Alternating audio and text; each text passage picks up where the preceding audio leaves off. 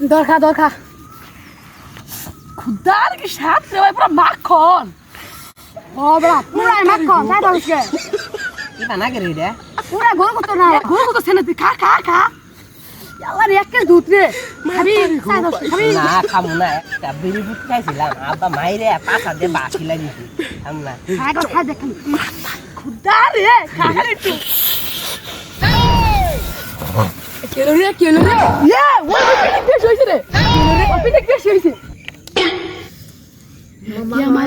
বাংলা মাল মামা এটা বাংলা মাল পাক লাই পিনিক আছে ও বড় পুরাই পিনিক